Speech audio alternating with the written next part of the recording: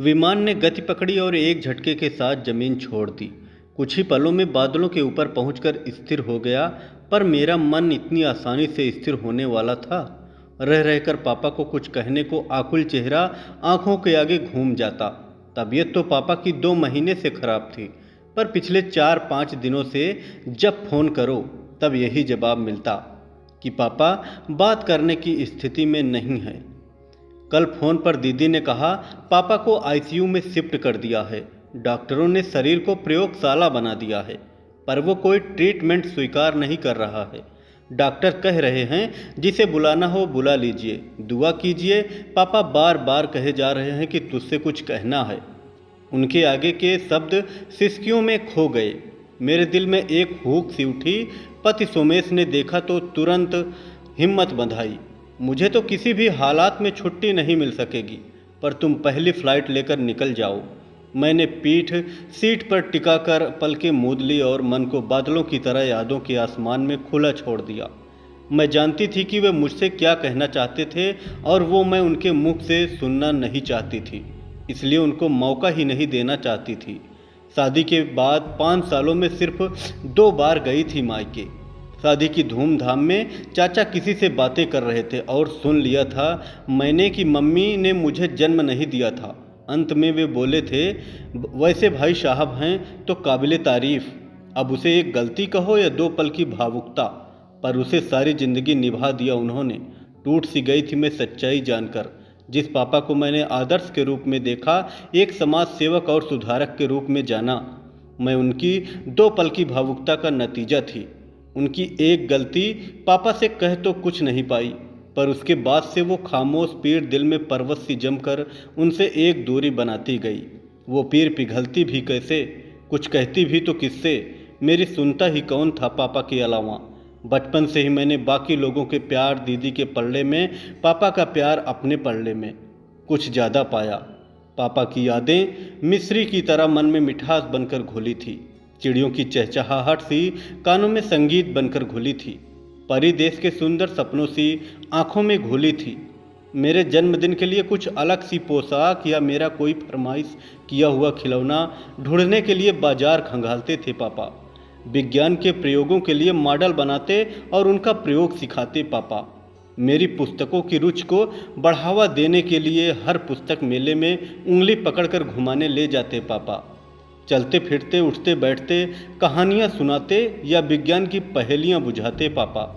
Cycle सिखाने के लिए मुझे उस पर बिठाकर उसके पीछे भागते पापा। शहर के एक छोर पर दीदी की बड़ी सी हवेली थी। पहले वो गांव के छोर पर थी, पर जब शहर ने गांव को खुद में शिफ्ट कर लिया तो शहर में आ गई थी।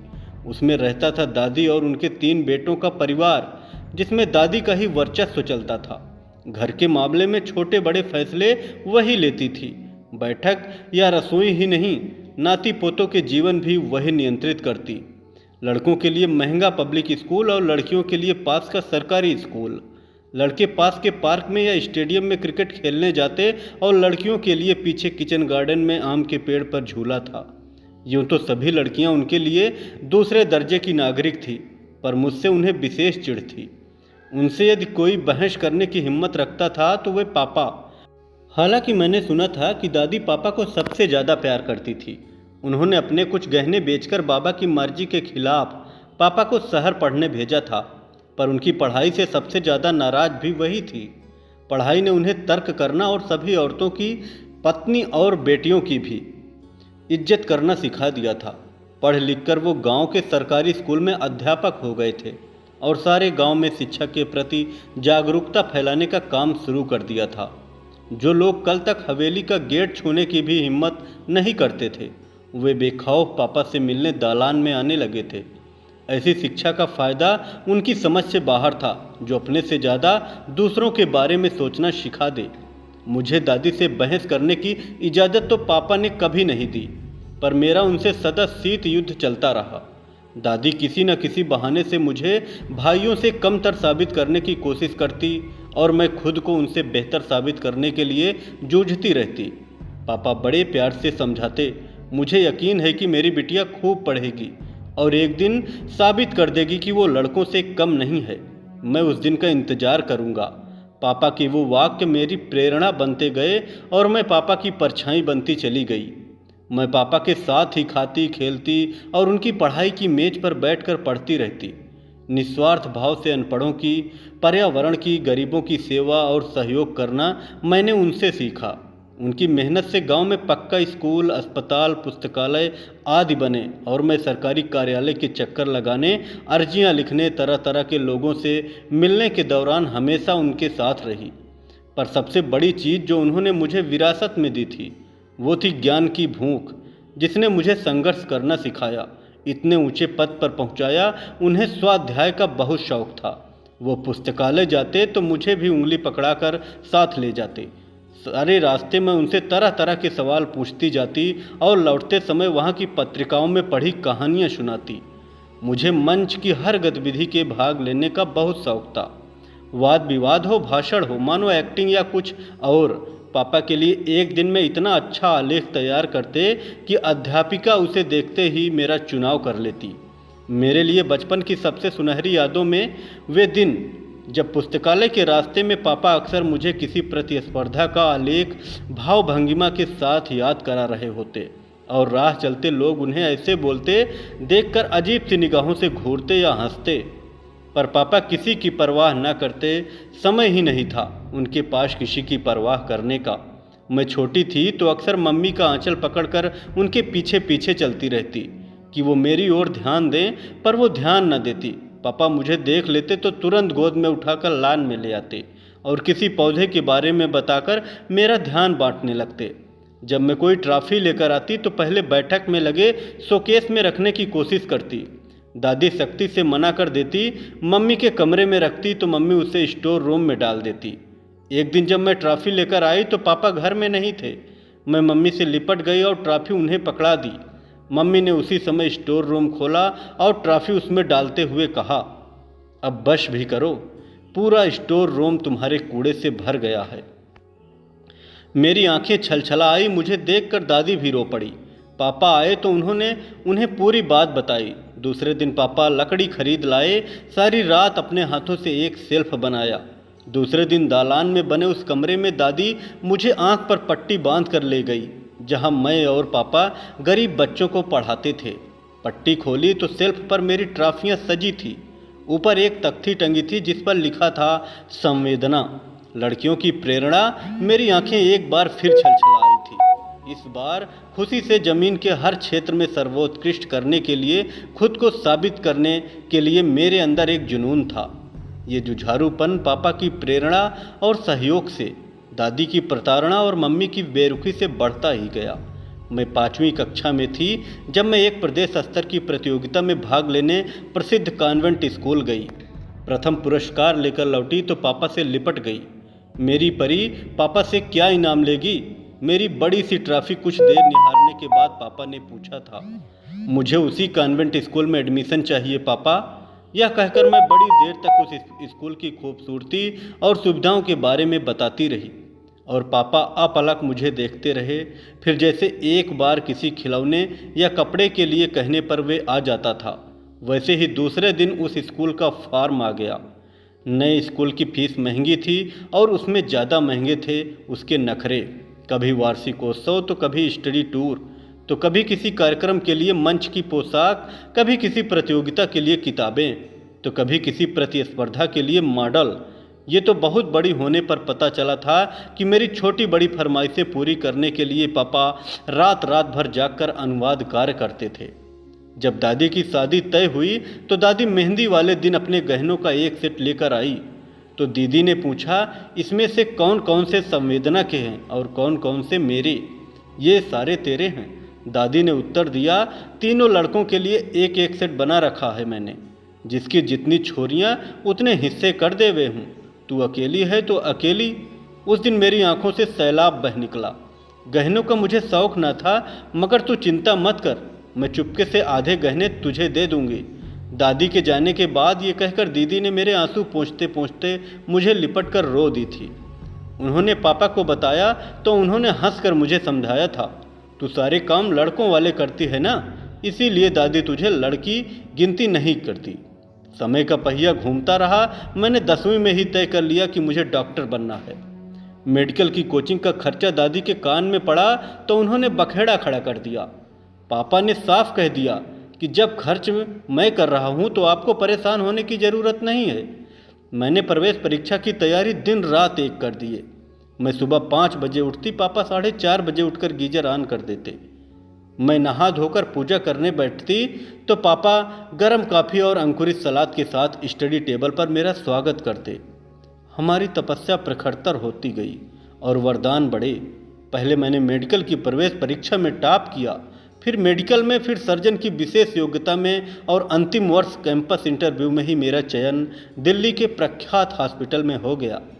पहली कमाई पापा के हाथ पर रखकर मैंने खुशी के खूब आंसू रोई। उनके कहने पर भी उन पैसों के सारे परिवार के लिए उपहार लाई, पर महंगी पश्मीना शाल को देखकर दादी ठंडी आह भरकर बोली, 4 दिनों की चांदनी है, नहाए लो। शादी के बाद तो अपने ससुराल वालों को ही देवेगी छोरी। छोरी तो छोरी ही ठहरी। कॉन्वेंट स्कूल ने मुझे ज्ञान के साथ वो स्मार्टनेस भी दी थी, जिसके कारण मेडिकल कॉलेज में बहुत से लोगों ने मुझे प्रशस्ति भरी नज़रों से देखा। बहुत से हाथ मेरी ओर बढ़े, पर यहाँ पापा के साथ की गई समाज सेवा के दौरान कमाया व्यवहारिक ज्ञान बहुत काम आया। हर तरह के लोगों के संपर्क में आकर मेरी नज़रें पैनी और पारखी हो गई थी। वो दिखावे और प्रेम के बीच का फर्क पहचानती थी। इसलिए मैंने साधारण रूप रंग और सामान्य पारिवारिक पृष्ठभूमि वाले संवेदनशील सोमेश को चुना। हमारे स्वभाव और जीवन के प्रति नज़रिए के अलावा इसमें कुछ भी समान न था। भाषा, जाति, प्रांत कुछ भी नहीं। मैंने उन्हें अपने दहेज न लेने के संकल्प के बारे में बताते हुए यह भी कह दिया था कि पापा की परीक्षा में उन्हें पास होना पड़ेगा।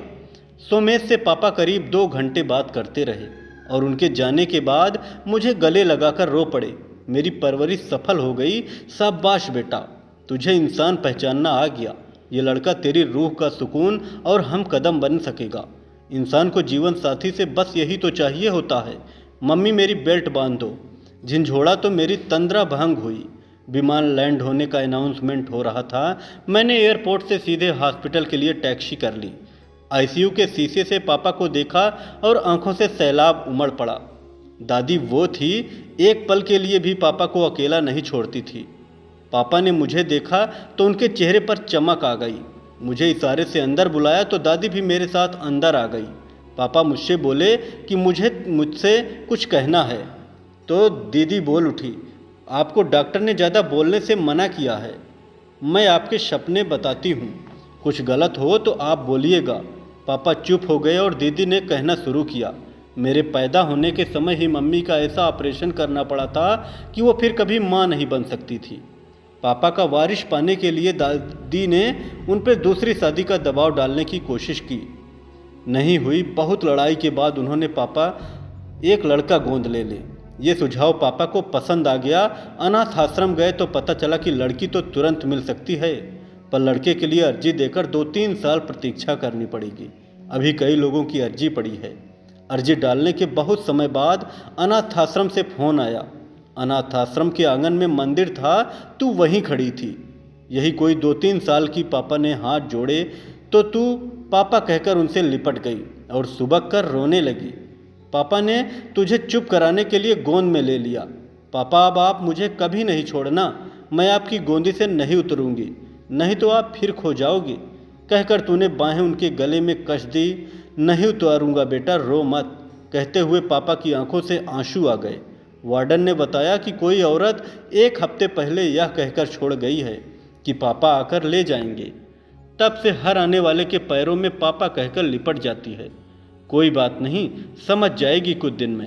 कहकर वार्डन ने जितना तुझे छुड़ाने की कोशिश की, तू उतने ही करुण क्रंदन के साथ उनसे और लिपटती गई।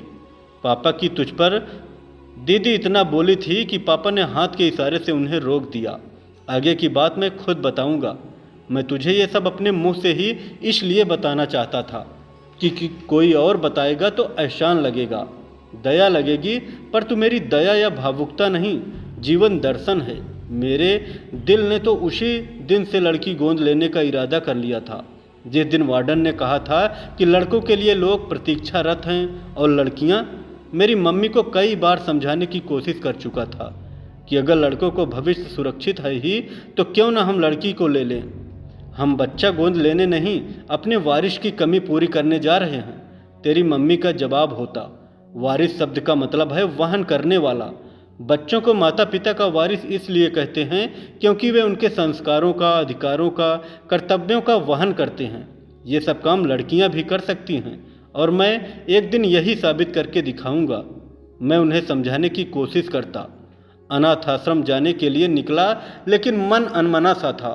अनाथ आश्रम से एहसान जताते हुए फ़ोन आया था और जो हमें हमेशा देने के लिए उठे थे, वो लड़का मांगने के लिए उठना ही नहीं चाहते थे। वहाँ मंदिर देखा तो हाथ खुद ब खुद जुड़ गए और ईश्वर ने तुरंत मेरी समस्या का समाधान कर दिया। मैंने एक निर्णय ले लिया। तुझे गोद लेकर लौटा तो तेरी दादी आरती लेकर इंतजार कर रही थी। उन्होंने पूछा कि लड़का कहाँ है, तो मैंने कहा उसे कोई ज़रूरतमंद ले गया और मैं किसी और ज़रूरतमंद को ले आया हूँ। जो बच्ची श्रद्धा भरे मन से हाथ जोड़ते समय पापा बोलकर लिपट गई, वो ईश्वर का वरदान है। मैं इसे नहीं छोड़ सकता। हाँ, अगर किसी दिन कोई बेसहारा लड़का मिल गया तो मैं उसे भी अपना लूँगा। पापा बोल रहे थे और मेरी आंखों से हिमालय सी जमी पीर पावन गंगा बनकर बह चली थी। काश मैं पापा की बात पहले सुन लेती तो इतने साल इस टीस के साथ तो न बिताती कि मेरे पापा के चरित्र में कभी खोट आई थी। ईश्वर का लाख लाख शुक्र था कि पापा को पता नहीं चला कि मैंने कभी उन पर संदेह किया था। तभी डॉक्टर आ गए और मैं आंसू पोंछते हुए डॉक्टर को अपना परिचय देकर उनसे विचार विमर्श करने लगी। उनके जाने के बाद दीदी मुझे एक किनारे ले गई। इन रिपोर्ट से कुछ पता नहीं चलेगा। मैं तुझे असली बात बताती हूँ। दोनों चाचा को अपना हिस्सा चाहिए, इसलिए हवेली बिक रही है और पापा से ये बर्दाश्त नहीं हो रहा है। तू तो जानती ही है कि पापा ने लान, किचन गार्डन, बगीचा सब अपने खून पसीने से सींचा है। दालान में उनका साक्षरता मिशन चलता है। उनकी जान बसती है हवेली में। दादी ने सारी जिंदगी सबको दबा कर रखा, अब उसकी ताकत कमज़ोर पड़ने लगी है और सब चढ़ने लगे हैं। दादी भी इसे बेचना नहीं चाहती, इसलिए दादी ने अपनी बाकी सारी ज़मीनें बेच दी और मम्मी ने सारे गहने। फिर भी दोनों का हिस्सा पूरा करने में 50 लाख रुपए कम पड़ गए। ये कहकर दीदी रो पड़ी। मतलब अगर 50 लाख का बंदोबस्त हो जाए तो ये हवेली पापा के नाम हो जाएगी। जो नहीं हो सकता उसकी ना सोच, ये सोच कि पापा को सदमे से कैसे बचाया जाए। मुझे लगा कि ये मेरे जीवन की सबसे कठिन परीक्षा की घड़ी है, पर सोमेश पर भी पूरा विश्वास था कि वो मुझे इस परीक्षा में अनुत्तीर्ण नहीं होने देंगे। और वही हुआ। पैसे तो मेरे ही थे, पर उनकी सहमति भी तो जरूरी थी। मैं और दीदी मम्मी के साथ वकीलों की उपस्थिति में सारी औपचारिकताएं पूरी करके ले आए और कागजात उनके हाथ पर रख दिए। पापा ने एक बार कागज देखे, फिर मुझे देखा और गुस्से में बोले, ये सब क्या है? ये मैं नहीं ले सकता। आखिर बेटी हो तुम, सिर्फ बेटी, वारिस नहीं। आपने अपनी शिक्षा, जीवन दर्शन और संस्कारों की विरासत मुझे सौंपने में कभी कंजूसी नहीं की, तो कर्तव्यों की विरासत में कंजूसी क्यों? आज अगर आपने ये नहीं लिया तो मैं ये मान लूँगी कि आप मुझे अपना वारिस नहीं मानते। और माँ ठीक कहती थी, मेरी जगह आपको वारिस ही लेकर आना चाहिए था। निरुत्तर पापा ने मुझे गले लगा लिया। उनकी आवाज़ भर्रा गई। फिर कभी ये मत कहना, तू मेरी वारिस नहीं, मेरा गुरूर, मेरी पहचान है। कहानी कैसी लगी कमेंट में ज़रूर बताएं। कहानी अच्छी लगे तो कृपया चैनल को ज़रूर सब्सक्राइब करें व वीडियो को लाइक करें।